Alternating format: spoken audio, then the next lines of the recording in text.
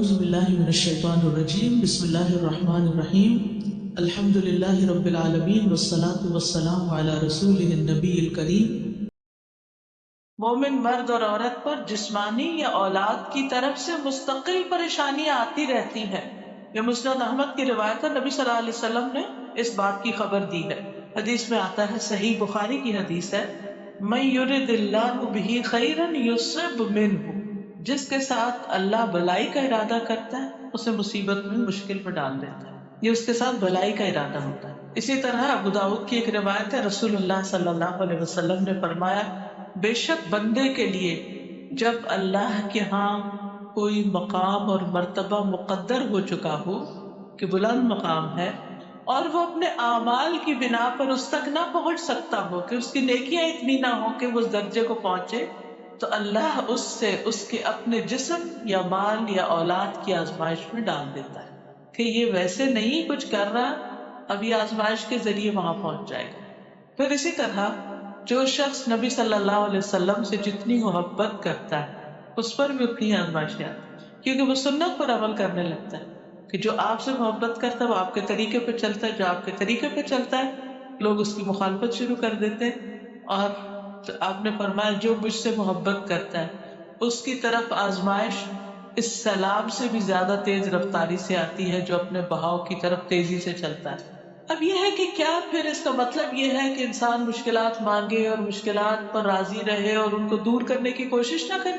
یہ مطلب نہیں ہے۔ ان ساری باتوں کا مطلب یہ ہے کہ انسان اس بات کے لیے تیار رہے کہ یہ ہوگا، تو تاکہ وہ اس کا مقابلہ کر سکے۔ اب مقابلہ کیسے کیا جائے، اس سے نجات کیسے حاصل کی جائے، ان کا حل کیا ہو، اس میں ایک تو یہ ہے کہ انسان اپنی مقدور بھر یعنی جتنی اس کے اندر ہمت استطاعت ہے اس کے مطابق کوشش کرے اس تکلیف کو دور کرنے کی۔ ہر مشکل تکلیف اور غم مصیبت کے موقع پر لازم پڑھنا ہے حسبی اللہ۔ ابراہیم علیہ السلام کو جب آگ میں پھینکا گیا تھا تو انہوں نے کیا پڑھا تھا؟ حسبی اللہ و نعم۔ آگ ٹھنڈی ہو گئی۔ جو رب آگ ٹھنڈی کر سکتا ہے، کیونکہ آگ اسی کے ایذن سے گرم ہوتی ہے، تو وہ رب ہر تکلیف کو دور کر سکتا ہے۔ اسپرٹس ہائی رکھے۔ اور اگر کوئی مالی پریشانی تو اللہ سبحانہ وتعالیٰ وہاں سے رزق دیتا ہے بعض اوقات انسان کو جہاں سے انسان سوچ بھی نہیں سکتا۔ اور جو اللہ پہ بھروسہ کرے، وَمَن يَتَوَكَّلْ عَلَى اللَّهِ فَهُوَ حَسْبُهُ، تو وہ اس کے لیے کافی ہے۔ ان اللہ بالغ امرہ قد جعل اللہ لکل شیء قدرا، اللہ اپنا کام پورا کر کے رہے گا۔ اللہ نے ہر چیز کے لیے ایک اندازہ مقرر کر رکھا ہے کہ کس کام کو کب ہونا چاہیے۔ ہم جلدی کرتے ہیں، لیکن اللہ سبحانہ وتعالیٰ ایک وقت کے بعد ہی اس مشکل کو دور کرتا ہے تاکہ اس وقت تک ہم کچھ مزید نیکیاں کما لیں، اپنی اصلاح کر لیں۔ پھر یہ ہے کہ اپنی حاجات صرف اللہ کے سامنے رکھیں، اللہ سے مانگتے رہیں، صرف اللہ کو پکاریں۔ ایاک نعبد و ایاک نستعین۔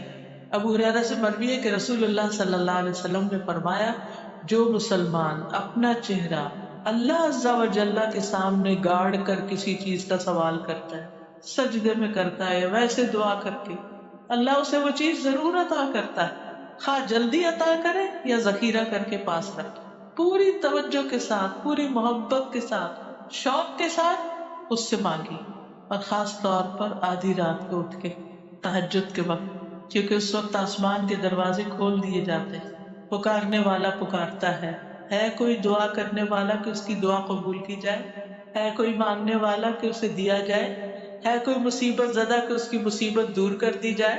اور جو مسلمان اس وقت دعا کرتا ہے اللہ تعالیٰ اس کی دعا قبول کر لیتا ہے، سوائے اس عورت کے جو اپنی شرمگاہ کے ذریعے کمائی کرتی، یعنی پروسٹیٹیوشن کا پیشہ اختیار کرتی۔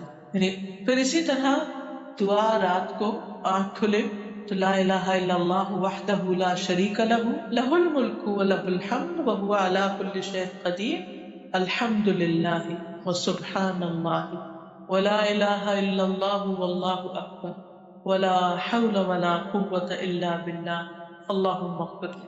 آپ نے سائڈ بدلی، آپ کی آنکھ کھل کے تسبیح پڑھیں گے اور دعا کریں، اس وقت بھی دعا قبول ہوتی۔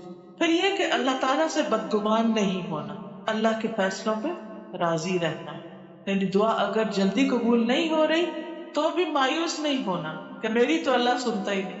بھئی اللہ نہیں سنے گا تو کون سنے گا؟ وہ سنتا ہے، لیکن دینے کا ایک وقت ہے، ایک طریقہ ہے اس کا. کبھی وہی کچھ دے دیتا ہے، کبھی اس کے بدلے اور مصیبت ڈال دیتا ہے جو ہم نے نہیں دیکھی ہوتی، وہ غیب سے ہی اس کو دور کر دیتا ہے، اور کبھی آخرت کے لیے ذخیرہ کر دیتا ہے. اور پھر مصیبت کو اپنے لیے برا نہ سمجھے کبھی بھی. میرے ساتھ بہت برا ہوا، یہ جملہ اپنی زندگی سے نکال دو، یہ اچھا نہیں ہوا میرے ساتھ. نہیں.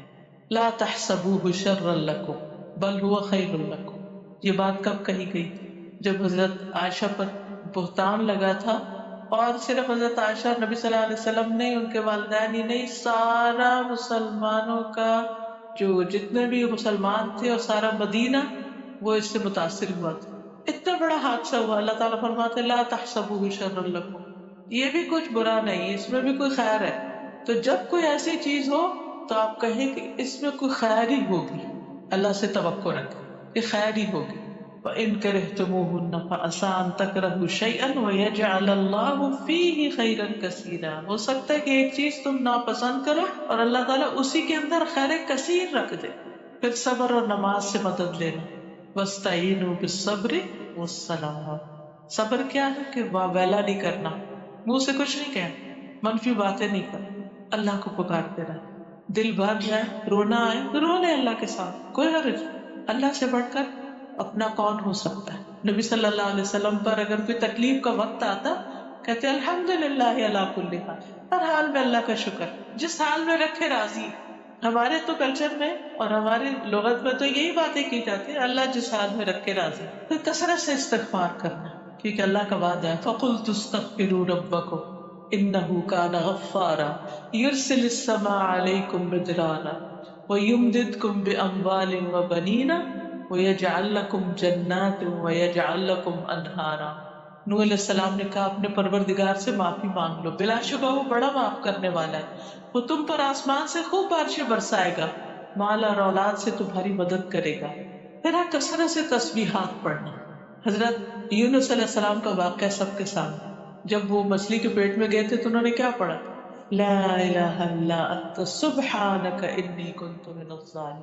تو اللہ تعالیٰ فرماتے فاستجبنا له ونجیناہ من الغم وکذالک ننجی المؤمنین. ہم نے اس کی دعا قبول کر لی اور ہم نے اس کو غم سے نجات دی. خاص طور پر غم سے نجات کے لیے بہترین نسخہ ہے، اور مومنوں کو ہم ایسے ہی نجات دیتے ہیں، یعنی باقی مومنوں کے لیے بھی یہی ہے. اور اگر انسان نہیں تسبیح کرتا فلولا انہ کان من المسبحین للبث فی بطنہ الی یوم یبعثون. اگر تسبیح نہ کرتا تو مچھلی کے پیٹ میں ہی قیامت تک رہتا. دونوں چیزیں اللہ نے بتا دی، کرنے کا فائدہ بھی بتا دیا، نہ کرنے کا نقصان بھی بتا دیا. کیسے نکلے اتنی بڑی مشکل سے؟ کیسے نکلے؟ مشکل سے بھی آپ نکل جائیں گے بس اللہ کی تسبیح کرتے رہیں، اللہ تو پاک ہے، میں تو گناہگار. اب دیکھیے کہ جب ہم کو بڑا بولتے ہیں نا، اسی کے بعد ہی زیادہ بڑی مشکل آتی ہے. تو اس سے بھی ڈرنا چاہیے، کیونکہ کمال تو صرف اللہ کی ذات میں، پرفیکٹ تو صرف وہ، ہم تو کمزور ہیں. رسول اللہ صلی اللہ علیہ وسلم نے فرمایا جو رات سے خوف کھائے کہ وہ اسے پریشان کرے گی، کہ رات پھر ہو رہی ہے، اکیلی ہوں، کیسے رہوں گی، کیا ہوگا، یا مال کے ساتھ بخل کرے کہ وہ خرچ ہو جائے گا، یا دشمن کے سامنے بزدلی کرے کہ وہ اسے قتل کر دے گا، تو اسے چاہیے کہ اس قول کی کثرت کر دے سبحان اللہ و بحمدہ سبحان اللہ و بحمدہ، کیونکہ یہ اللہ کے نزدیک سونے کا پہاڑ اللہ عز و جل کے راستے میں خرچ کرنے سے زیادہ محبوب ہے اللہ. اور پھر دوسروں کی مشکلات حل کرنا. آپ بیمار ہیں نا، کسی اور کی